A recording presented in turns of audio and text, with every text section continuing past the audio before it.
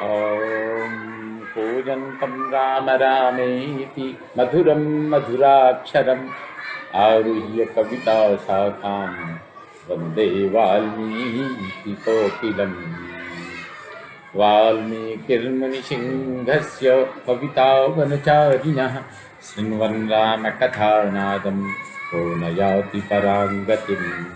यः पिबन् सततं रामचरितामृतसागरम् अतृप्तस्तं मुनिं वन्दे साचेतसमकल्मषम्।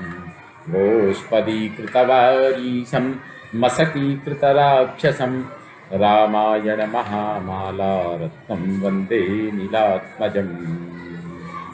अवतां समेषां श्रीमद् वाल्मीकि रामायण पारायण उपक्रमे हार्दं स्वागतम्। इदानीं किष्किन्धाकाण्डस्य 63तमः सर्गः आरभ्यते। इस सर्ग में संपाति का पंख युक्त होकर वानरों को उत्साहित करके उड़ जाना और वानरों को वहां से दक्षिण दिशा की ओर की ओर प्रस्थान करना।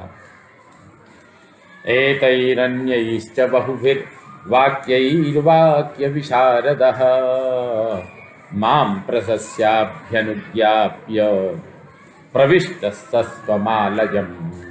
बातचीत की कला में निपुण चतुर महर्षि निशाकर ने ये तथा और भी बहुत सी बातें कहकर मुझे समझाया और श्री राम कार्य में सहायक बनने के कारण मेरे सौभाग्य की सराहना की। तत्पश्चात मेरी अनुमति लेकर वे अपने आश्रम के भीतर चले गए। कंदरात् स विशर्पित्वा पर्वतस्य शनै शनै अहं विंध्यं समारुह्य भवतः प्रतिपालये।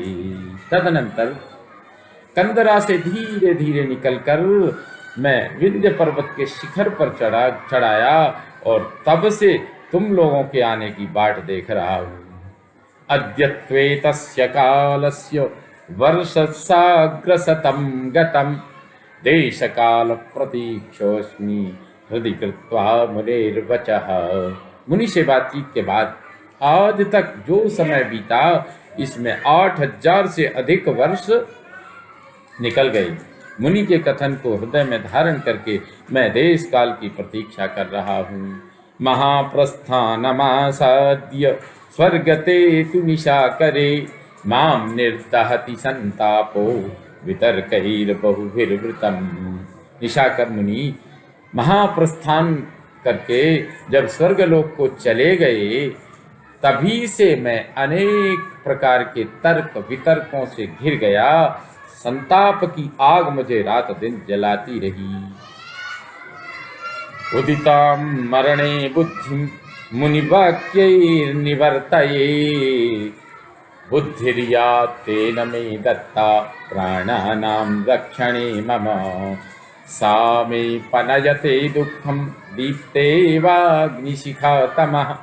मेरे मन में कई बार प्राण त्यागने की इच्छा हुई किंतु मुनि के वचनों को याद करके मैं उस संकल्प को टालता आया हूँ। उन्होंने मुझे प्राणों को रखने के लिए जो बुद्धि या सहमति दी थी वह मेरे दुख को उसी प्रकार दूर कर देती है जैसे जलती हुई अग्निशिखा अंधकार को दूर करती है। बुध्यता च मया वीर्यं रावणस्य दुरात्मनः पुत्रः संतर्जितो वाग्भिर्न त्राता मैथिली कथम। दुरात्मा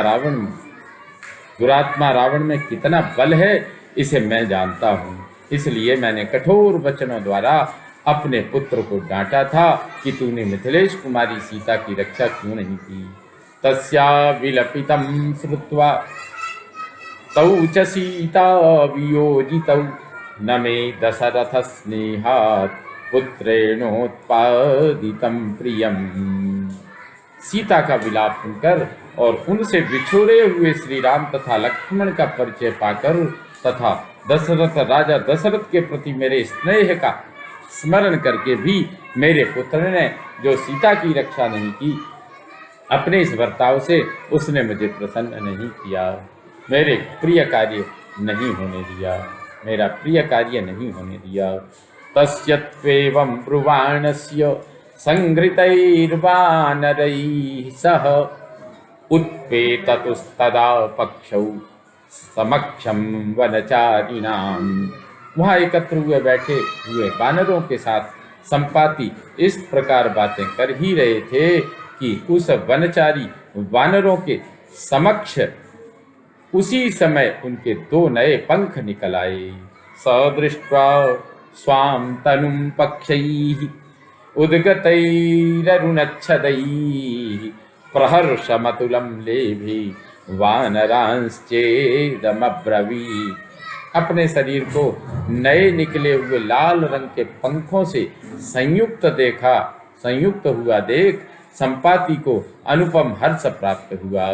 वे वानरों से इस प्रकार बोले, निशाकरस्य राजर्षेः प्रसादादमितौ यशः आदित्यरश्मिर्निर्दग्धौ पक्षौ पुनरुपस्थितौ।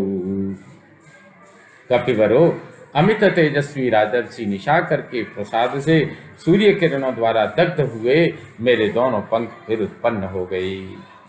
यौवने वर्तमानस्य ममासीद्यः पराक्रमः तमेवाद्यावगच्छामि बलं पौरुषमेव च। युवावस्था में मेरा जैसा पराक्रम और बल था, वैसे ही बल और पुरुषार्थ का इस समय मैं अनुभव कर रहा हूँ। सर्वथा क्रियतां यत्नः सीतामधिगमिष्यथ पक्षलाभो ममायं वः सिद्धि प्रत्यय कारकः। वानरो, तुम सब प्रकार से यत्न करो, निश्चय ही तुम्हें सीता का दर्शन प्राप्त होगा। मुझे पंखों का प्राप्त होना तुम लोगों की कार्य सिद्धि का विश्वास दिलाने वाला है। इत्युक्त्वा तान् हरीन् सर्वान् सम्पाति पतगोत्तमः उत्पपात गिरे शृंगात् जिज्ञासु खगमो गतिम्। उन समस्त वानरों से ऐसा कहकर पक्षियों में श्रेष्ठ संपाति अपने आकाश गमन की शक्ति का परिचय पाने के लिए उस पर्वत शिखर से उड़ गए। तस्य तद्वचनं श्रुत्वा प्रतिसंहृष्टमानसाः बभूवुर्हर्षार्दूला विक्रमाभ्युदयोन्मुखाः। उनकी वह बात सुनकर उन श्रेष्ठ वानरों का हृदय प्रसन्नता से खिल उठा। वे पराक्रम साध्य अभ्युदय के लिए उद्यत हो गए। अथ पवन समान विक्रमाः प्लवगवरा प्रतिलब्ध पौरुषाः अभिजदभिमुखां दिशं ययुर् जनकसुता परिमार्गणोन्मुखाः जनकसुता परिमार्गणोन्मुखाः। तदनंतर वायु के समान पराक्रमी वे श्रेष्ठ वानर अपने भूले हुए पुरुषार्थ को फिर से पा गए और जनकनंदिनी सीता की खोज के लिए उत्सुक हो अभिजित नक्षत्र से युक्त दक्षिण दिशा की ओर चल दिए। इत्यार्षे श्रीमद् रामायणे वाल्मीकिये आदि काव्ये किष्किन्धाकाण्डे 63तमः सर्गः सम्पूर्णतां याति। ओम पूर्णमदः पूर्णमिदं पूर्णात् पूर्णमुदच्यते पूर्णस्य पूर्णमादाय पूर्णमेवावशिष्यते। ओम शांति शांति शांति। सर्वे भवन्तु सुखिनः सर्वे सन्तु निरामयाः सर्वे भद्राणि पश्यन्तु मा कश्चित् दुःखभाग् भवेत्। ओम शांति शांति शांति। ओम श्री रामचंद्रो विजयते राम।